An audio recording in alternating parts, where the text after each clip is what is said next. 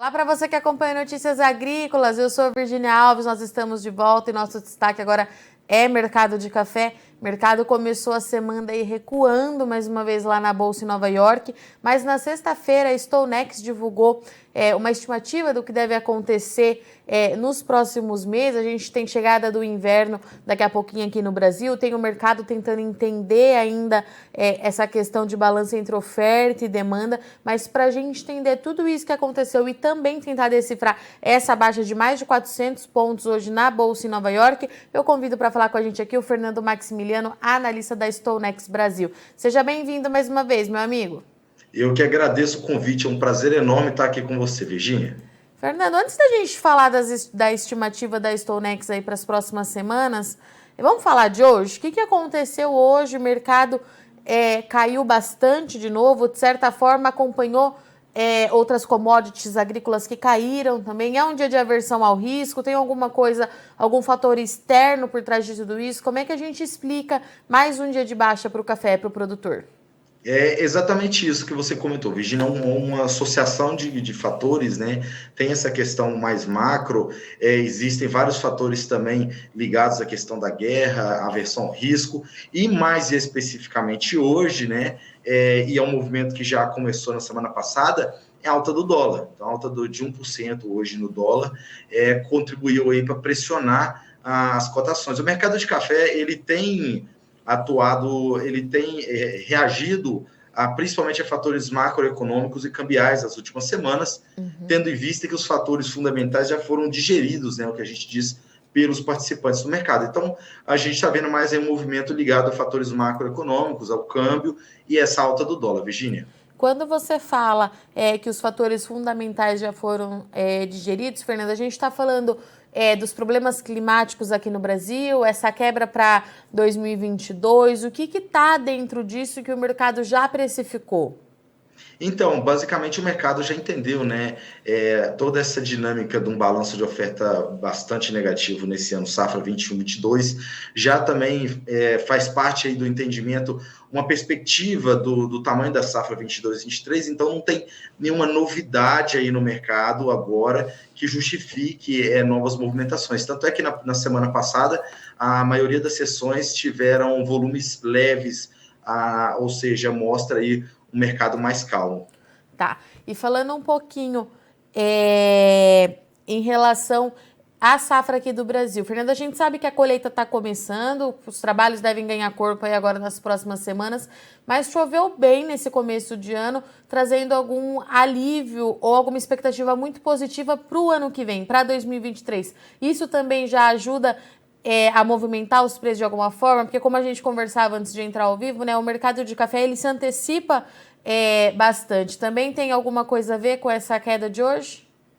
Não, na realidade, se a gente for analisar o clima, Virginia, houve recuperação das lavouras, isso é indiscutível, mas se a gente olhar um mapa, por exemplo, de anomalia de chuva, que mostra os volumes que as regiões receberam com relação à média histórica para aquela região, os volumes, na verdade, foram abaixo da média em grande parte do cinturão cafeeiro, principalmente na região aí das matas de Minas, Espírito Santo. Então, o clima não tem sido tão favorável assim nas últimas semanas, mas, de fato, as chuvas que a gente teve no início do ano, no final do ano passado, ajudaram aí a recuperação dessas lavouras que sofreram tanto no ano passado, né? E isso, de alguma forma, chega para quem está lá em Nova York, né, Fernanda? Essa informação de chuva para a gente que está vendo aqui mais de perto, já está. Nós precisamos esperar, de fato, ver como é que vai ser o desenvolvimento. Como é que está para quem está lá? Isso ajuda, de certa forma, nessa volatilidade dos preços? Então, os agentes eles sempre estão buscando antecipar, como você disse, né, os eventos que vão afetar aí a produção de café ou até mesmo o consumo, dependendo da condição que a gente está analisando, né? Então, com certeza eles monitoram, né, e o acompanhamento dessa evolução faz parte do dia a dia aí desses profissionais, por isso que eles vão reagir sim a movimentações, a dados climáticos, a gente vai ter que monitorar isso. Para essa safra, Virgínia, 22, 23, que a gente já começou a colheita em algumas regiões, está definido, né? Essa colheita já está definida, não tem mais efeito do clima aí para determinar esse volume de produção. Agora, as atenções já começam a se voltar no que poderia ser, né, o desenvolvimento da próxima safra, que é 2023. Então, a gente tem aí a questão do clima pode afetar o desenvolvimento dessas lavouras, tem também a questão do crescimento, logo mais a gente vai ter florada, né? Então, agora no inverno a gente também já vai ter uma preocupação aí com o risco, possível risco de geada, o mercado tende a reagir isso também. Pois é, eu ia te perguntar justamente isso. Nesse relatório que a Stonex divulgou na semana passada, você mencionou todas essas variáveis que vem mexendo com o mercado, mas destacou que o mercado de agora em diante ganha um novo ingrediente, né, Fernando? Por conta da aproximação do inverno no Brasil. O que pode acontecer daqui para frente? A gente já está naquele cenário de mercado climático, estamos caminhando para isso. Como é que você avalia? Bom, bem que você comentou aí, esse foi um estudo que a gente fez, tá, Virginia?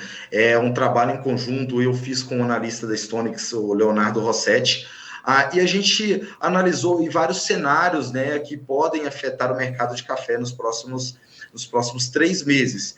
E o que a gente vê? Primeiro, Virginia, a gente tem que entender como que funciona, né, o balanço de oferta e demanda. A gente já falou que várias vezes uma das maiores dificuldades do mercado de café é realmente a falta de transparência, a discrepância nos dados. Então, você tem estimativas que têm uma amplitude, uma diferença muito grande. Mas, para você ter noção, né, o balanço de 2021-22, esse ano safra que a gente está agora, tem uma diferença de mais de 13 milhões de sacas, se a gente pegar a menor estimativa para maior, eu falo de balanço global, tá? Mas, de forma geral, Virginia, qual que é o cenário? A gente pega várias estimativas, a gente faz uma média para tentar entender qual que é a perspectiva dos agentes, qual que é o sentimento desse mercado. O consenso é que realmente esse ano é um ano de um déficit pronunciado. A média das estimativas disponíveis aponta aí para 6,9 milhões de sacas de déficit, e é por isso que a gente viu os preços avançarem para os patamares que a gente está vendo agora, né? Agora está recuando, mas atingiu aí a máxima de 10 anos, em fevereiro, né? E a gente está seguindo para o ano 22, 23, que a produção brasileira não é tão grande, a gente sabe de todo esse problema que já teve do laninha, né? Da seca, da geada, mas o aumento da produção aqui no Brasil e a perspectiva do mercado é de que o balanço seja mais equilibrado ou com um leve excedente. Se a gente pegar a média das estimativas disponíveis até agora para 22, 23, elas apontam para um excedente de 1 milhão de sacas. Não temos ainda os dados do USDA, isso vale a pena a gente pontuar, lembrar. Os dados do USDA são importantíssimos para o mercado. O mercado tem um olhar especial para os dados do USDA, e esses dados, né, serão divulgados na primeira quinzena de junho, e a gente espera, pessoalmente, que eles vão mostrar um excedente maior, né? Então, isso tudo já arrefece aquele problema, aquela preocupação de uma oferta limitada de café, que é o cenário de 2021-22, né? E aí a gente tem dentro desse contexto também toda essa questão da guerra, da preocupação com relação ao consumo.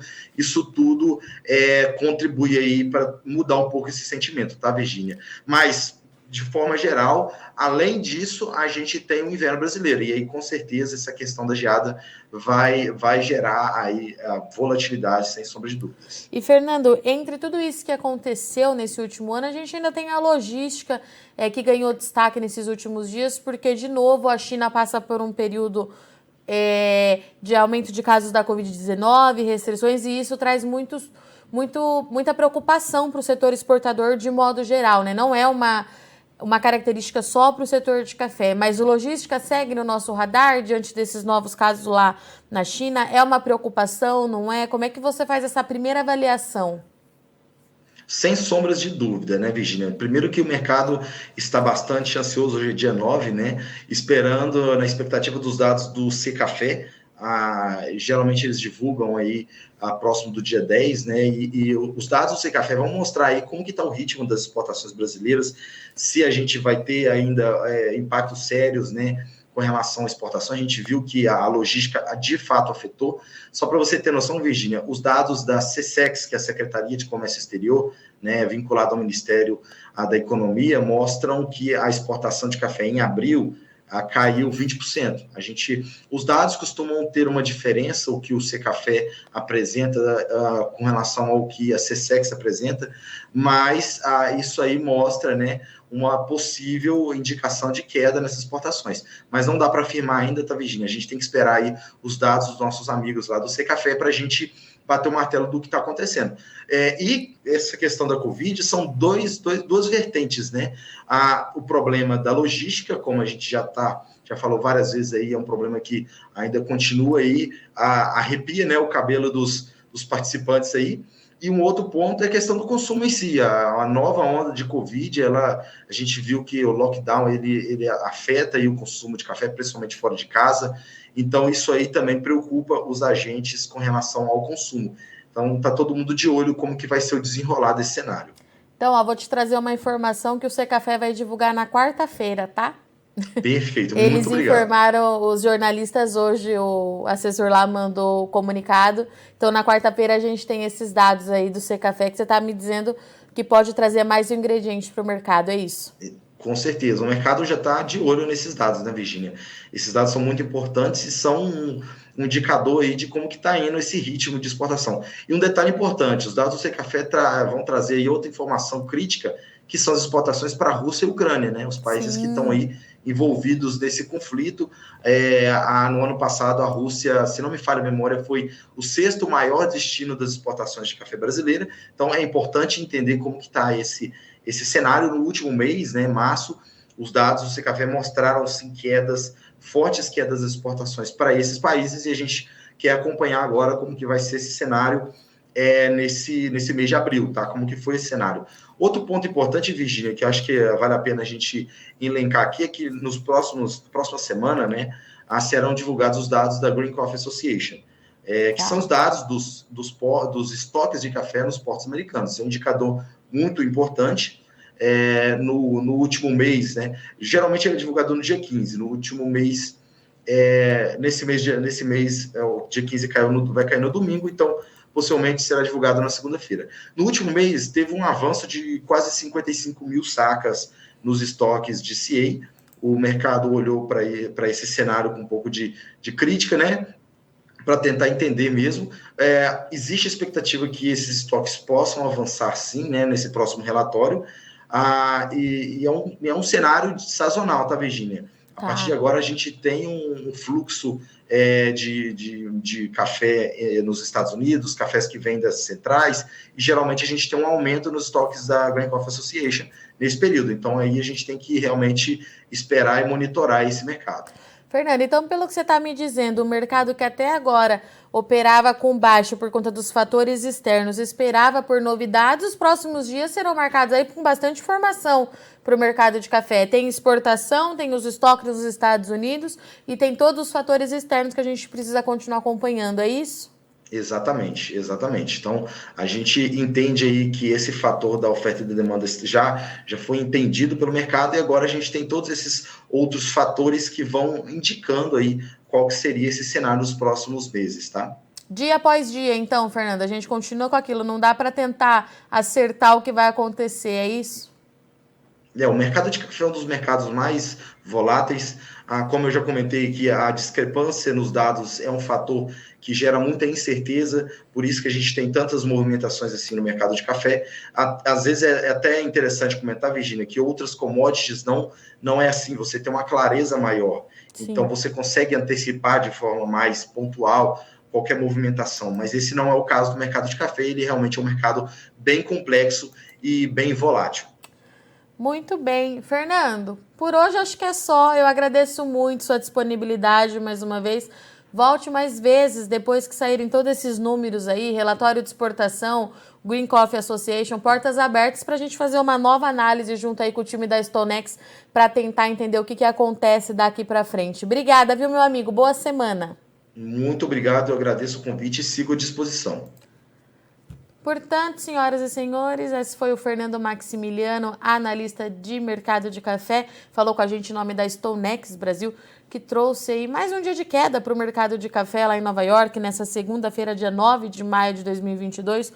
Os contratos recuaram aí pouco mais de 400 pontos, um dia de bastante aversão ao risco para as commodities agrícolas de modo geral. A gente tem bastante fator externo influenciando nessa queda no preço de café. O Fernando citou alguns aqui pra gente, principalmente a valorização do dólar ante a real. O dólar passou aí a maior parte do pregão com mais de 1% de alta nessa segunda-feira. A gente tem sim no radar preocupação com a logística por conta da China. A China de novo divulgando novos casos de Covid, bloqueios. Então isso traz muita preocupação porque a logística já não estava 100% restabelecida, né? Há pouco mais de um ano a gente vê isso acontecendo com os embarques. O café sentiu bastante os impactos no ano passado. Os dados do Secafé indicam aí que pelo menos 3 milhões de sacas deixaram de ser embarcadas por conta de problema logística, e isso fica no radar porque tudo começou justamente com a Covid-19 e também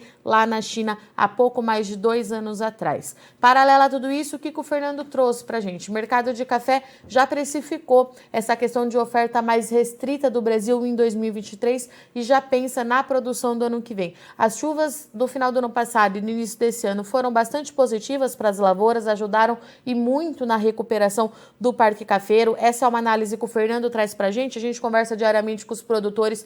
O cenário ele é mais otimista assim para 2023, mas os dados da StoneX, de acordo com o Fernando, mostram que nessas últimas semanas o volume voltou a ficar abaixo do que é esperado pela climatologia. Então a gente continua com o clima no radar e a partir de agora o mercado de café ganha também um novo ingrediente que é o avanço do inverno aqui no Brasil, né? A aproximação da estação do inverno, porque a geada ainda está numa memória muito viva, não só do produtor, mas também dos operadores lá em Nova York. Então a gente precisa entender melhor como é que de fato vai ser esse inverno, se tem novos riscos para as áreas de café, e tudo isso deve manter aí a volatilidade no mercado de café bastante acentuada nas próximas semanas. O Fernando também destacou que um medidor muito importante para os preços nos próximos dias são os dados de exportação de café do Brasil. Os números do Secafé serão divulgados nessa semana. O Fernando trouxe para a gente que isso é uma informação muito importante, porque o Secafé, além de trazer um balanço total do que aconteceu no mês de abril, vai trazer também como é que estão as coisas em relação à Rússia e à Ucrânia. A gente vem falando muito disso aqui todos os dias no Notícias Agrícolas. Os dois países juntos consomem uma média de 6 milhões de sacas de café por ano. A Rússia é um importante parceiro comercial do Brasil e no mês passado, no mês de abril, o relatório do Secafé já mostrou uma queda bastante acentuada durante o mês de março. A guerra começou em fevereiro, mas as condições críticas elas continuam, então por isso esse deve ser um número muito importante para o mercado de café daqui para frente. Bom, a gente tem muita coisa para acompanhar, o produtor começa a avançar com os trabalhos de colheita da safra 22, começa a pensar já em 2023 e a gente segue aqui no Notícias Agrícolas buscando as principais informações para você. Por hoje é só, eu vou ficando por aqui, mas não sai daí que já o Notícias Agrícolas está de volta, é rapidinho. Participe das nossas mídias sociais no Facebook Notícias Agrícolas, no Instagram @Notícias Agrícolas e em nosso Twitter @Notiagre. E para assistir todos os nossos vídeos, se inscreva no YouTube e na Twitch Notícias Agrícolas Oficial.